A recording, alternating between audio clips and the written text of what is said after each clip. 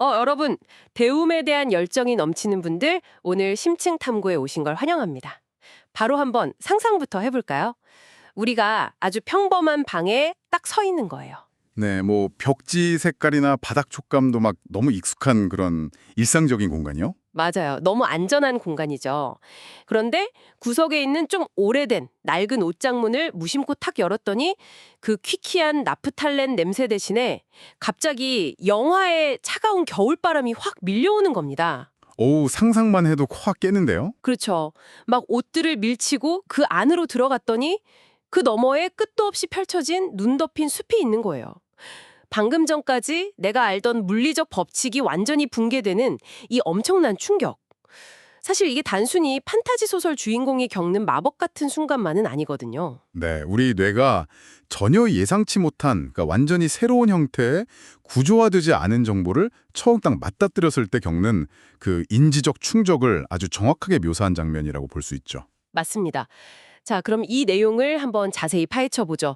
오늘 우리가 다룰 자료는 그 전설적인 작가 C.S. 루이스가 쓴 7권의 책, 바로 나니아 연대기에 대한 짧지만 엄청 흥미로운 메모들입니다. 네, 근데 오해하시면 안 되는 게 저희가 오늘 동화책 줄거리 요약하려는 게 절대 아니잖아요. 아, 당연하죠. 오늘 우리의 핵심 임무는요, 이 7권의 책이라는 거대한 정보 덩어리를 우리가 어떤 순서로 받아들이느냐에 따라서 우리의 경험이나 이해가 어떻게 완전히 달라지는가를 알아보는 겁니다.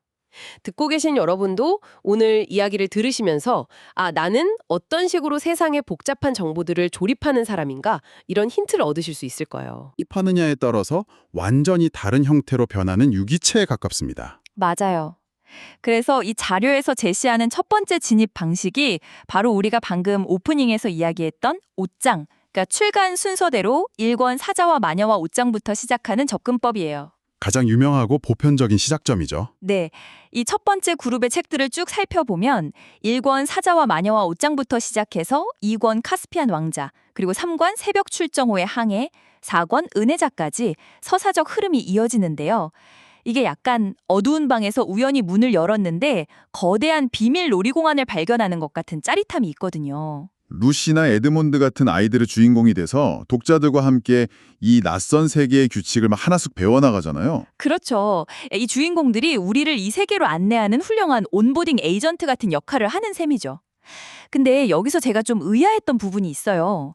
3권에 이르면 자료에 루시와 에드먼드의 마지막 모험이라고 괄호가 쳐져 있거든요. 네, 기존 주인공들의 퇴장인 거죠. 아니 근데 보통 기업 브랜딩이든 스토리텔링이든 대중이 감정적으로 푹 빠져버린 그 성공적인 초기 주인공을 끝까지 밀고 가는 게 훨씬 안전하지 않나요? 왜 4권부터 유스터스라는 심지어 성격도 막 까칠한 완전히 새로운 인물로 주인공을 교체해버리는 위험한 도박을 하는 걸까요? 아, 여기서 정말 흥미로운 점은요. 이 주인공의 교체가 단순한 단절이 아니라는 겁니다. 오히려 시야를 더 넓히는 확장 메커니즘으로 작동한다는 사실이죠. 시야의 확장이요. 주인공이 바뀌는데요. 네, 한번 생각해 보세요. 초기에 루시나 에드먼드는 분명 훌륭한 안내자였어요. 하지만 우리가 어떤 새로운 조직이나 지식에 익숙해지는 과정을 보면요. 처음엔 그 안내자의 시선에 완벽히 동화돼서 세상을 보게 됩니다.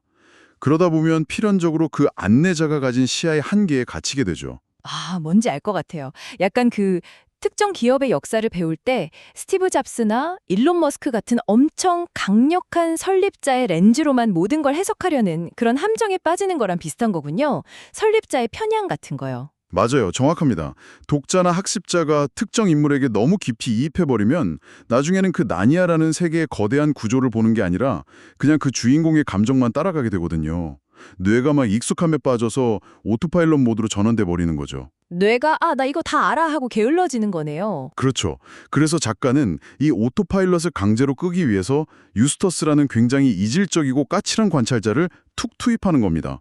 새로운 화자의 낯선 시선을 통해서 우리가 이미 다 안다고 생각했던 그 세계를 전혀 다른 각도에서 심지어 사각지대까지 포함해서 다시 분석하게 만드는 거죠. 와, 그러니까 듣고 계신 여러분, 이게 세계관 자체를 입체적인 유기체로 싹 격상시키는 엄청 탁월한 환기 장치였네요.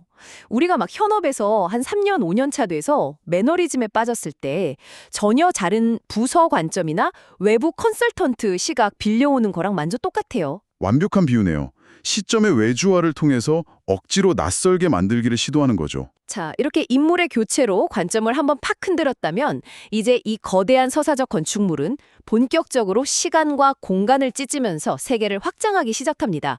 나머지 3권의 책이 남았잖아요. 5권 말과 소년, 6권 마법사의 조카, 7권 마지막 전투인데요. 같은 경우는 갑자기 나니아 황금기 시절의 어떤 특정 사건만 현미경처럼 확대해서 보여주는 외전 느낌이고요. 7관은 아예 이 세계의 끝, 종말을 다룹니다. 전형적인 세계관의 팽창 모델을 보여주는 거죠.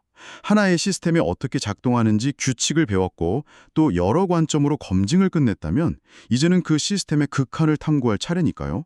아주 미시적인 디테일부터 거시적인 기원과 끝까지요. 아니 근데 전문가님, 여기서 제가 도저히 그냥은 못 넘어갈 도발적인 질문 하나 던져보겠습니다. 네, 좋습니다. 어떤 거죠? 6권 마법사의 조카 말이에요. 이게 내용이 무려 나니아의 탄생 비화란 말이죠.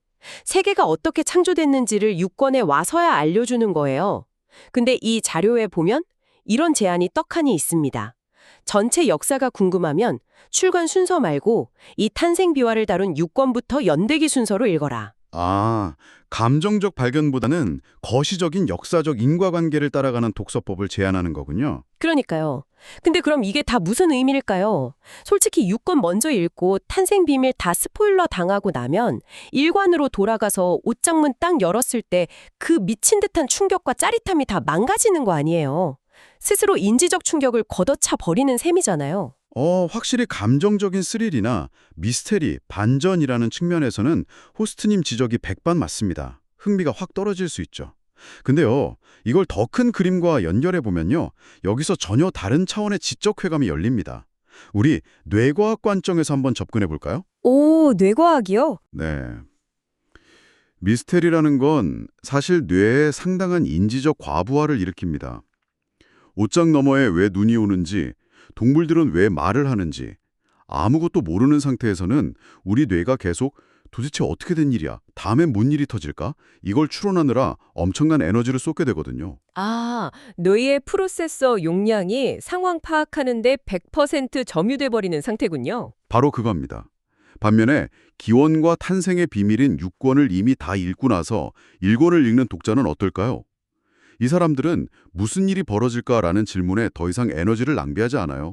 그럼 그 남는 에너지를 어디다 쓰죠? 대신에 6권에 등장했던 그 최초의 작은 씨앗이 오랜 시간을 거치면서 1권의 이 거대한 생태계로 이렇게 발전했구나 하면서 인과관계의 톱니바퀴가 딱딱 맞물리는 걸 지켜보는 구조적 이해로 뇌 리소스를 돌리게 되는 겁니다. 와, 이거 약간 마술쇼 볼 때 두 가지 전혀 다른 즐거움 같아요. 마술쇼요? 어떻게 다르죠? 출간 순서인 1권부터 읽는 건 관객석 중앙에 딱 앉아서 마술사가 모자에서 비둘기 꺼낼 때 와, 대박! 하고 놀라는 그 감정적인 카타르시스라면요.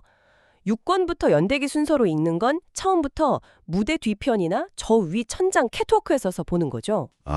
마술의 트릭이나 조명, 거울 각도가 어떻게 유기적으로 맞물려서 관객을 속이는지 그 설계자의 입장에서 지켜보는 짜릿함이군요. 맞아요. 그러니까 1권부터 읽는 게 바닥부터 규칙을 하나하나 발견해가는 귀납적 학습이라면 6권부터 읽는 건 가장 거대한 원리를 먼저 쭉 이해하고 내려다보는 연역적 학습인 셈이네요. 완벽한 정리입니다.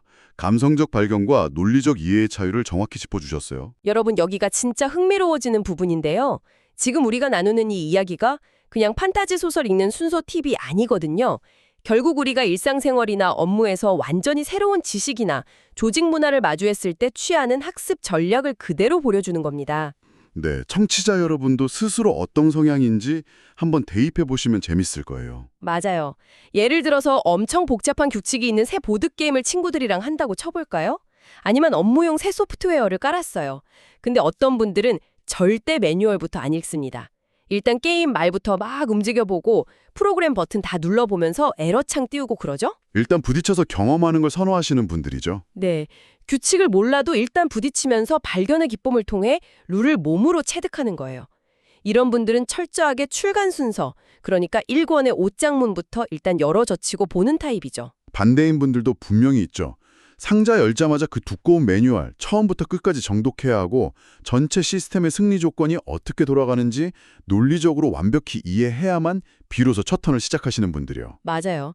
조직에 새로 입사했을 때도 눈앞에 주어진 업무 파일 당장 열기보다는 이 회사 10년치 연역이랑 부서 조직도부터 머릿속에 쫙 매핑해야 직성이 풀리시는 분들이요. 그런 분들이 바로 주저없이 유권, 연대기 순서로 진입하는 거시적 학습자들입니다. 진짜 재밌는 건요. 이 중에 어느 쪽이 틀렸다고 말할 수가 없다는 거예요. 그렇죠. 뇌가 정보를 효율적으로 처리하는 방식이 그냥 다를 뿐이니까요. 그럼 전문가님, 이게 우리에게 시사하는 바가 뭘까요? 이건 아주 중요한 질문을 던지게 하죠. 우리는 보통 어떤 정보가 주어졌을 때 예를 들어 1강부터 10강까지 있는 강의나 1편부터 7편까지 있는 책처럼 순서가 매겨져 있으면 제공자가 나열해둔 그 순서대로만 수동적으로 받아들여야 한다는 무의식적인 강박이 있어요. 책 등에 번호가 딱 찍혀 있으니까요. 네, 무조건 1번부터 봐야 정답이라고 믿는 거죠. 하지만 이 나니아 자료가 완벽하게 증명하듯이 이 정보의 홍수 속에서 우리는 주어진 순서에 노예가 될 필요가 전혀 없다는 겁니다. 와, 주어진 순서에 노예가 될 필요가 없다. 이 말이 주는 해방감이 엄청나네요.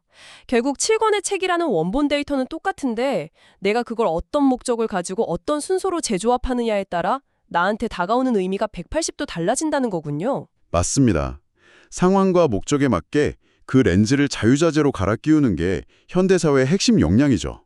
만약에 여러분이 낯선 프로젝트 팀에 급하게 투입돼서 당장 분위기 파악하고 감정적 유대를 쌓아야 한다면 어떻게 해야 할까요? 그럼 뭐 역사나 이론은 나중으로 미루고 당장 1권의 현장으로 뛰어들어서 출간 순서의 혼란과 발견을 즐겨야겠죠? 빙고! 반대로 여러분이 총괄 매니저가 돼서 이 팀이 왜 자꾸 똑같은 실수를 반복하는지 근본 원인을 진단해야 한다면요. 그때는 과거로 쫙 거슬러 올라가서 6권의 탄생 비하부터 짚어보는 연대기적 접근을 꺼내드는 겁니다. 듣고 보니까 같은 데이터베이스를 가지고도 내가 감각을 추출할지 구조를 추출할지 스스로 선택할 수 있네요. 정보 탐색 자체가 되게 능동적인 예술 같은 행위군요. 네. 정보 자체보다 그걸 엮어내는 나만의 순서가 곧 나만의 통찰이 되는 거죠. C.S. 루이스의 7권의 책이 단순히 아이들 동화가 아니라 정보를 탐색하고 세계를 이해하는 완벽한 메타적 교재였네요. 자, 오늘 이 방대하고 깊은